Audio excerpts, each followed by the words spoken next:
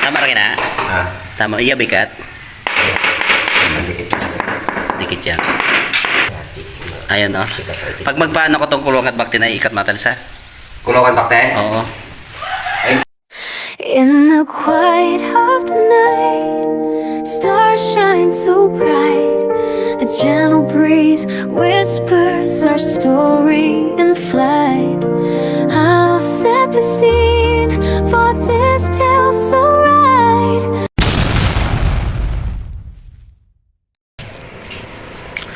Hello guys, dito tayo ngayon sa loob ng Kisame guys. Natabunan ang ating abang, kaya dito muna tayo sa ibabaw ng Kisame. Yan. Yan na. Buti ito lang may tabon. Doon wala pa.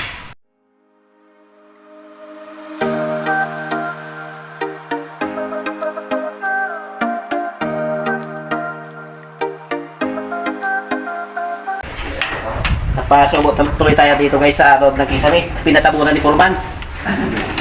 Guys, medyo inutosan yung mga bata niya natabunan tong Kisame para mahirapan daw ako. Na.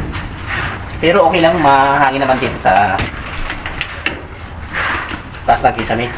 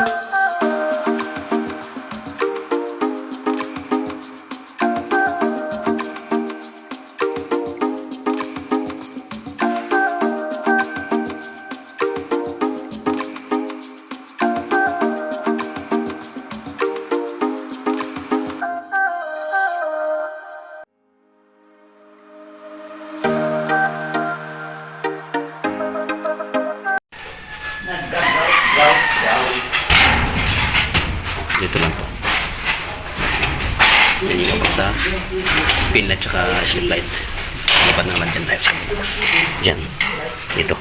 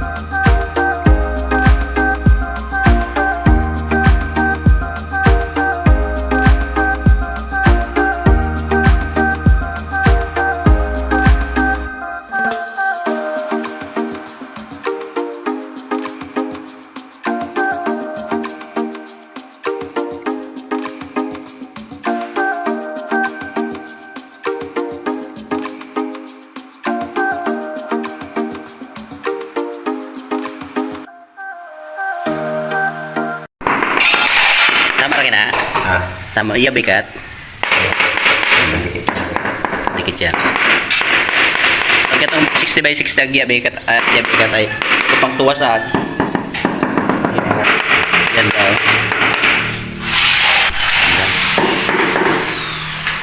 Ayos. Maayaw talaga si Turman. Ayan no. Pag magpaano ko tong kulungan at baktin ay ikat matalsa. Kulungan bakte? Oo. Ay, bukod tong tangke? Ha? Tangkit bakte na? Sa tae? Hmm. Pwede ra.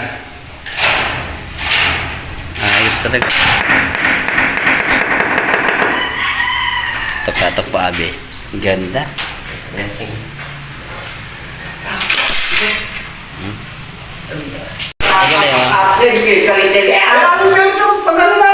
Tibay kinaong pintor oh. Ay, anong ba? Bisa eh. Kung pag nagsisili na kapapagtsida na. Umari ang kato.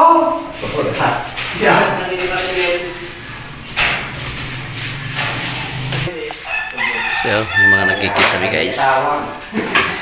Nalapit na. Ito na lang. Dito. Ha? Yan. Ano? Si Foreman.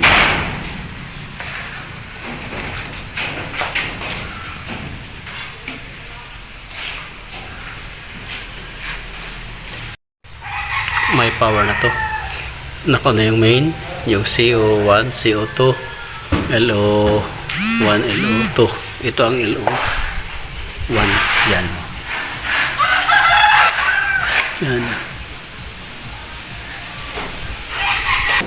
Ito yung LO2. Yan. LO1.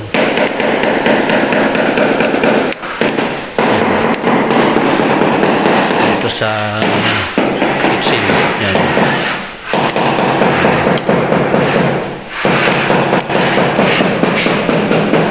Yung ba ilaw? Yung ba ilaw?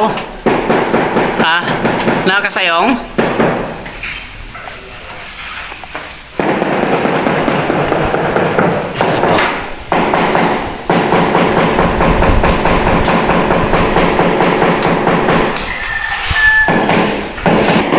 Ito. Yan. Ito sa baba. Dito sa baba. Wala pa ito. Hindi ko pa kinukonek yung mga wire dito kasi wala pang papasunurin pa natin yan. Yun.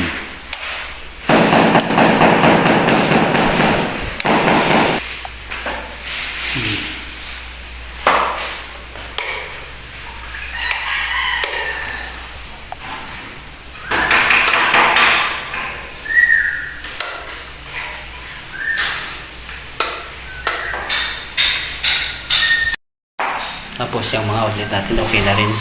Yun. Ito yung sa Mastar.